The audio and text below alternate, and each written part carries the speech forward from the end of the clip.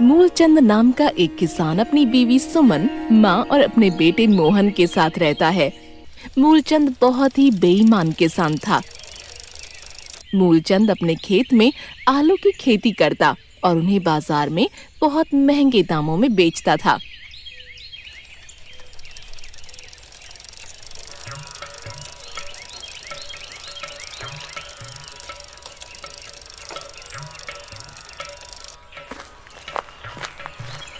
अरे सुनीता, जरा घर के पीछे वाले कमरे को खोल दो। मैं इन आलूओं को उसमें संभाल कर रख देता हूँ। कुछ दिनों बाद इन्हें बाजार में बेचूंगा।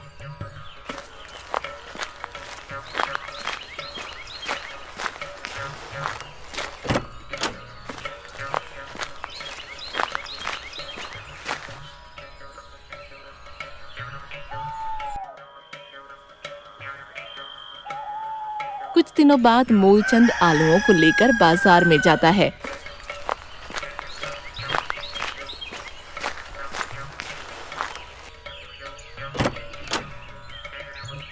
सुनीता, मैं आलूओं को लेकर बाजार जा रहा हूँ। ठीक है जी, जरा आराम से जाइएगा। मूलचंद आलूओं को लेकर बाजार में जाता है।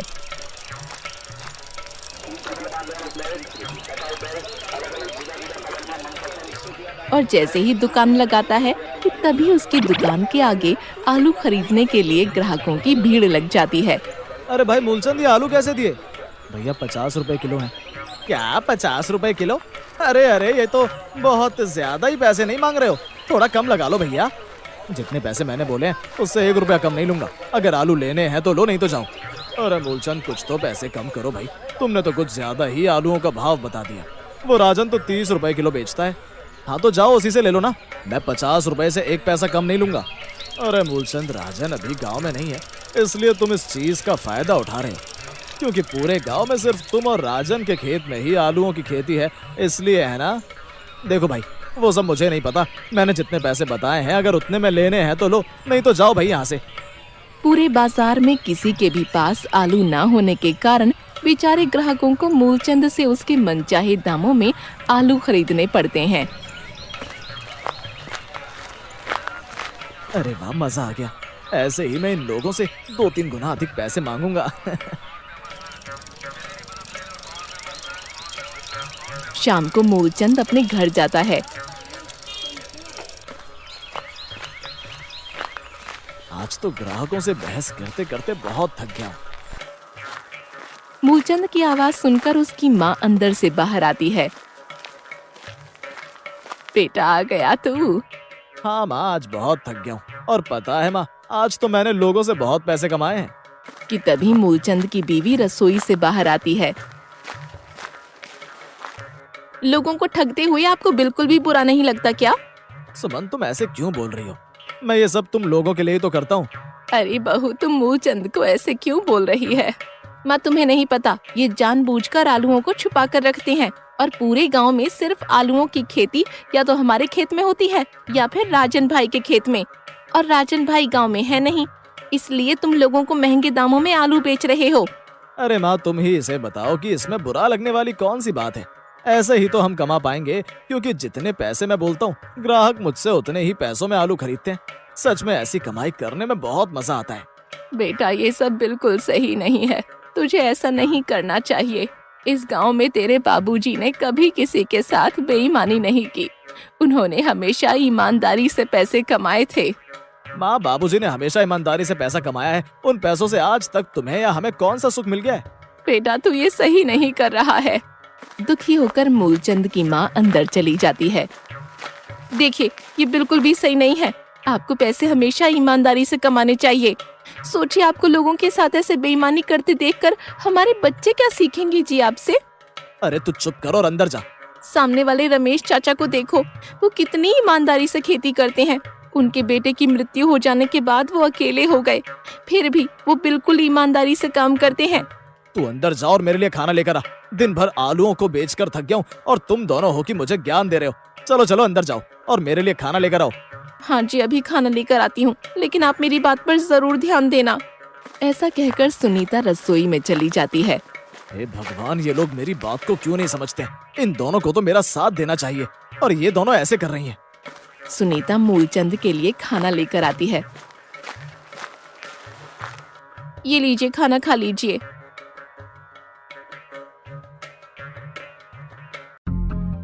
अरे सुनीता, तुम वो रमेश चाचा के बारे में क्या बोल रही थी? हाँ जी, वो रमेश चाचा के बेटे की एक रोड एक्सीडेंट में मृत्यु हो गई है। अब वो बेचारे अपना पेट पालने के लिए अकेले ही अपने खेत में काम करते हैं। सुनीता की बात सुनकर मूलचंद अपने आप से बात करता है। मुझे पैसे कमाने के लिए एक और योजना मिल गई। कल ही जाकर रमेश चाचा से मिलता हूँ। क्या हुआ जी, आप किन ख्यालों में खो गए? अरे नहीं नहीं, कुछ नहीं, वो तो बस ऐसे ही।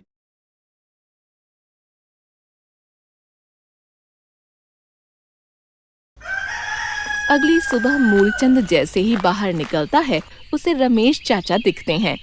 चलो जरा रमेश चाचा से इनके हाल लेकर आऊं। मूलचंद रमेश चाचा के पास जाता है।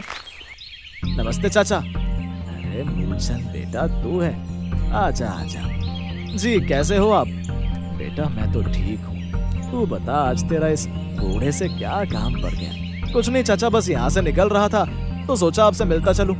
अरे चाचा, आपकी इतनी उम्र हो गई है फिर भी आप काम कर रहे हैं। क्या करूं बेटा, इस पेट के लिए तो काम करना ही पड़ेगा ना।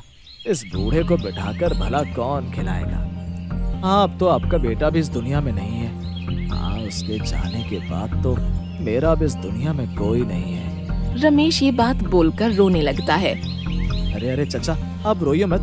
कोई नहीं, आपका बेटा अब इस दुनिया में नहीं है तो क्या हुआ, मैं हूं ना आपका बेटा। अब से मैं आपकी मदद करूंगा। अरे अरे नहीं बेटा, मैं किसी पर बोझ नहीं बनना चाहता हूँ। अरे चाचा जी, बोझ कैसा? आप तो मेरे बाबूजी जैसे हैं। आपको ऐसे काम करते देखता हुआ मुझे बिल्कुल भी अच्छा नहीं लग रहा है। अरे बेटा, तू कैसी मदद करेगा, मुझे कुछ समझ नहीं आ रहा है। कुछ नहीं चाचा जी, बस जैसे मैं अपने खेत के आलूओं की खेती करके बाजार में बेचता हूँ, वैसे ही आपके खेत में भी आलूओं की खेती करके उन्हें बाजार में बेच दूंगा और आपको पैसे लाकर दे दूंगा। पर बेटा, मेरे खेत में आलू की खेती कैसे होगी? वो चाचा जी, आपका खेत मेरे खेत के बगल में, इसलिए उसमें आलू की खेती हो जाएगी। अच्छा अच्छा, ठीक है, तुम्हें जैसा ठीक लगे तुम वैसा कर लो। तो फिर ठीक है, मैं कल से आपके खेत में खेती करना शुरू कर देता हूँ। सुनीता मूलचंद को रमेश चाचा जी से बात करते हुए देख लेती है। आज ये इन्हें क्या हो गया, ये चाचा जी से बात कर रहे हैं। अजी सुनिए, जरा इधर तो आइए। मूलचंद सुनीता के पास आता है। हाँ क्या हुआ, बोलो। अजी, आज आप रमेश चाचा जी के पास क्या करने गए? वैसे तो कभी आप उनसे बात नहीं करते, और आज आप उनके पास क्या करने गए? तू क्या मुझ पर नजर रखे हुए कि मैं क्या कर रहा हूँ, कहाँ जा रहा हूँ, किससे मिल रहा हूँ? नहीं नहीं जी, आप मुझे गलत समझ रहे हैं। अब मेरा वो मतलब नहीं था। हाँ हाँ ठीक है, तू अपने काम पर ध्यान दे, मेरे ऊपर नजर रखने की कोई जरूरत नहीं है। सुनीता अंदर चली जाती है और मूलचंद अपने मन ही मन हंसता है।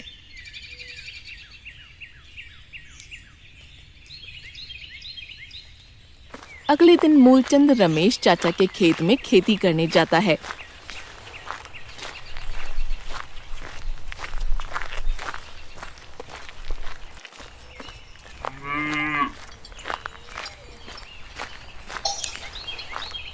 और ऐसे ही दिन बीत जाते हैं।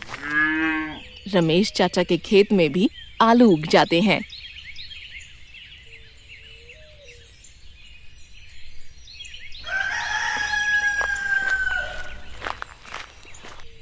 चाचा जी, मैं आज आपके और अपने खेत के आलू लेकर इन्हें बाजार में बेचने जा रहा हूँ। ठीक है बेटा, भगवान तेरा भला करे।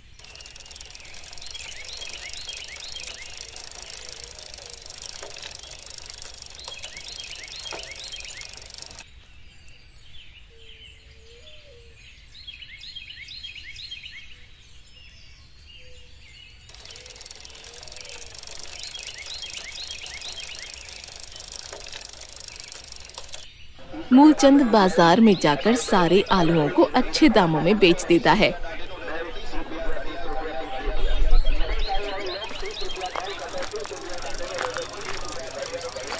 अरे वाह, आज तो मजा ही आ गया। आज तो आलूओं की बहुत अच्छी बिक्री हुई है। अरे मैं तो भूल ही गया कि मुझे रमेश चाचा को भी पैसे देने हैं। कुछ तो सोचना पड़ेगा। ऐसा कहकर वो अपने कपड़े फाड़ लेता है और सीधा रमेश चाचा के घर जाता है।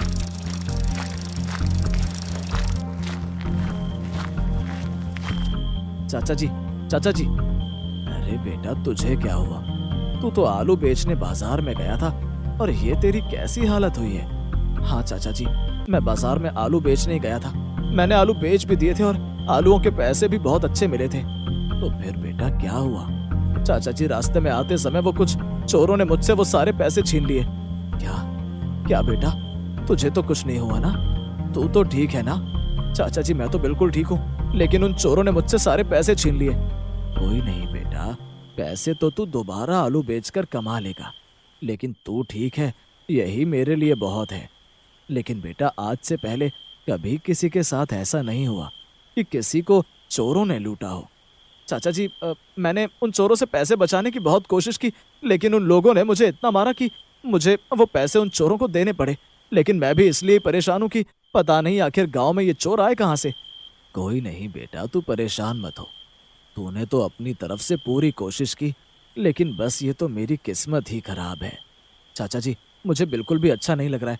आपने मुझ पर इतना भरोसा किया और आपको मेरी वजह से इतना नुकसान हो गया। कोई नहीं बेटा, तू अब घर जा। वैसे भी रात हो गई है और तू भी घर जाकर आराम कर ले। ठीक है चाचा, मैं अब घर जाता हूँ। माँ और सुनीता मेरा इंतजार कर रही होंगी। मूलचंद चाचा जी के घर से बाहर निकलता है और अपनी जेब से पैसे निकालकर बोलता है, अरे वो आज तो मजा ही आ गया। आज तो इतने सारे आलूओं को महंगे दामों में बेचकर मजा आ गया और चाचा जी के आलूओं के पैसे भी मुझे मिल गए।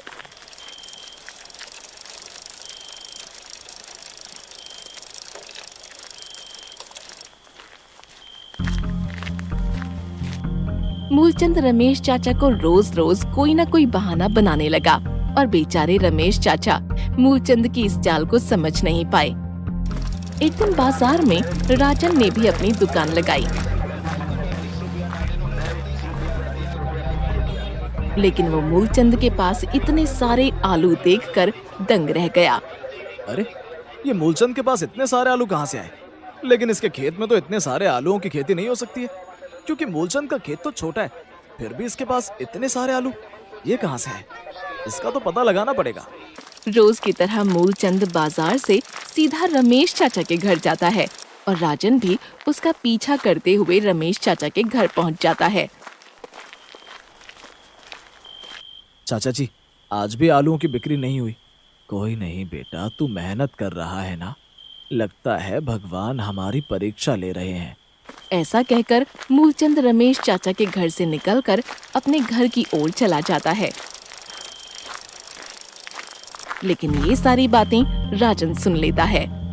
ये मूलचंद कभी नहीं सुधरेगा। इसके इस लालचपन की वजह से बेचारे रमेश चाचा को कितनी परेशानी उठानी पड़ रही है। चाचा जी को इसके धोखे के बारे में बताना पड़ेगा, नहीं तो ये रोज रोज चाचा जी को ऐसे ही ठगता रहेगा। राजन को मूलचंद पर बहुत गुस्सा आता है। वो गुस्से में रमेश चाचा के घर में उन्हें सब बताने के लिए चला जाता है। प्रणाम चाचा जी। अरे राजन बेटा, तू शहर से कब आया? बस चाचा, अभी 4-5 दिन ही हुए हैं। अच्छा, और बेटा, आज तेरा यहाँ पर कैसे आना हुआ है? वो चाचा जी, मूलचंद आपके घर क्या करने आया था? और मैंने सुना है कि वो आपके खेत के आलूओं को बाजार में बेचने जाता है। हाँ बेटा, वो मेरी मदद करता है। भगवान उसके जैसा बेटा सबको दे। तो आपको अच्छे खासे पैसे देता होगा, जिससे घर में भी कोई दिक्कत नहीं होती होगी। कहाँ बेटा, घर की दिक्कतें तो बहुत हैं। क्यों? वो आपको आपके आलूओं की कीमत के पैसे अच्छे नहीं देता? वो बेचारा भी मुझे कैसे पैसे देगा? वो तो खुद बहुत परेशान रहता है। वो कहता है कि बाजार में आलूओं की बिक्री अब कम होने लगी है, इसलिए आलू बिकते नहीं हैं। ये मूलचंद कभी नहीं सुधरेगा। मैं ऐसे देखकर ही समझ गया था कि ये कभी किसी की कोई मदद नहीं करता है, लेकिन ये आपकी मदद कैसे कर रहा है? क्या हुआ बेटा, तू उस भले इंसान के बारे में ऐसा क्यों बोल रहा है? चाचा जी, वो कोई भला इंसान नहीं है, बल्कि वो आपको धोखा दे रहा है। वो बाजार में आलूओं को सबसे महंगे दामों में बेचता है। अरे राजन, लगता है तुझे कोई गलत फहमी हुई है। वो मेरे साथ ऐसा नहीं कर सकता है। नहीं चाचा जी, मुझे कोई गलतफहमी नहीं हुई है। मैंने बाजार में सबसे सुना है कि मूलचंद बहुत सारे आलू लेकर आता है और उन्हें सबसे अच्छे दामों में बेचता है। मतलब वो इतने दिन से मुझे धोखा दे रहा है? हाँ चाचा जी, वो बहुत लालची और बेईमान इंसान है। अगले दिन जब शाम को मूलचंद रमेश के घर आता है। अरे मूलचंद बेटा, आज तो तेरी अच्छी खासी बिक्री हुई है। कहाँ चाचा जी, आप कैसी बात कर रहे हैं? आज तो बल्कि बाजार में कोई ग्राहक ही नहीं आया। तू झूठ मत बोल, आज मैंने खुद बाजार में आकर देखा कि तूने सारे आलूओं को अच्छे दामों में बेचा है। नहीं नहीं, वो चाचा जी, ऐसा ऐसा कुछ नहीं है। बेटा अगर ऐसा नहीं है तो तू घबरा क्यों रहा है? नहीं नहीं, वो चाचा जी, मेरी आज तबीयत ठीक नहीं है, इसलिए बस। तू झूठ मत बोल, कल तेरे जाने के बाद ही राजन आया था और उसने मुझे तेरी सारी इन हरकतों के बारे में बता दिया है कि तू इतने दिन से आलूओं को बाजार में अच्छे दामों में बेच रहा है। नहीं चाचा जी, वो झूठ बोल रहा है, मैंने ऐसा कुछ नहीं किया। अगर वो झूठ बोल रहा है तो तू इतना घबरा क्यों रहा है? निकल जा मेरे घर से और आज के बाद मुझे अपनी शक्ल मत दिखाइयो। निकल जा मेरे घर से। ठीक ठीक चाचा जी, मैं जा रहा हूँ। मैं तुझे बद्दुआ देता हूँ, जैसे तूने मुझ गरीब के साथ इन कुछ चंद पैसों के लिए धोखा किया है। तू देखियो कि तेरे पास बहुत पैसा होगा, लेकिन वो पैसा कभी तेरे काम में नहीं आएगा, कभी भी। मूलचंद घबराते हुए रमेश के घर से बाहर निकल जाता है। ये इस राजन की तो, इसने मेरे सारे किए किराए पर पानी फेर दिया, मैं इसे छोड़ूंगा नहीं।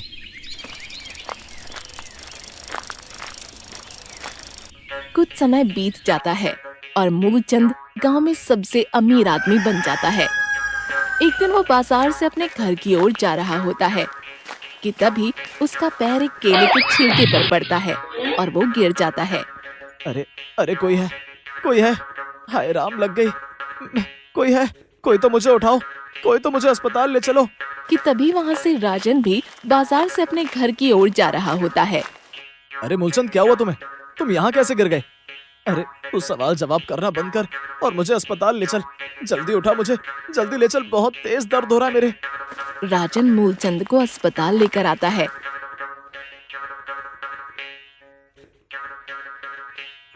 वहाँ उसका इलाज होता है। बहुत दिन बीत जाते हैं लेकिन मूलचंद ठीक नहीं होता। डॉक्टर साहब, ये कब तक ठीक हो जाएंगे? देखिए, इनकी कमर की हड्डी टूट गई है, जिसकी वजह से ये कभी ना तो बैठ पाएंगे और ना ही कभी खड़े हो पाएंगे। डॉक्टर साहब, आप ये क्या बोल रहे हैं? मेरी कमर की हड्डी टूट गई है, ऐसा कैसे हो सकता है?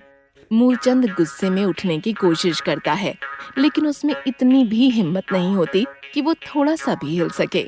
डॉक्टर साहब, कृपया करके मुझे ठीक कर दीजिए। आप पैसों की चिंता मत कीजिए, बहुत पैसे मेरे पास, जितने पैसे लगे आप लगाइए, लेकिन मुझे ठीक कर दीजिए। देखो मूलचंद, मैंने सब कुछ करके देख लिया है, लेकिन तुम्हारी ये कमर की हड्डी कभी ठीक नहीं हो सकती है। तुम चाहे कितना भी पैसा लगाओ, लेकिन तुम कभी ठीक ही नहीं हो सकते हो। ऐसा कहकर डॉक्टर वहाँ से चला जाता है। हे भगवान, ये क्या हो गया मेरे साथ? आखिर ये मेरे साथ क्यों हुआ? ऐसे ही दिन बीत जाते हैं और मूलचंद को घर में लेकर आया जाता है।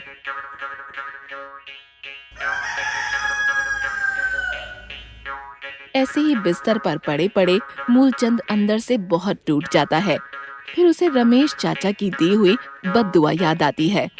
लगता है चाचा जी की बद्दुआ मुझे लग गई है, तभी इतना पैसा होने के बाद भी मुझे कोई भी डॉक्टर ठीक नहीं कर पा रहा है। मैंने लोगों के साथ बहुत बेईमानी की है, जिसकी वजह से आज मुझे उसी का फल मिल रहा है। ऐसा बोलकर मूलचंद जोर जोर से रोने लगता है।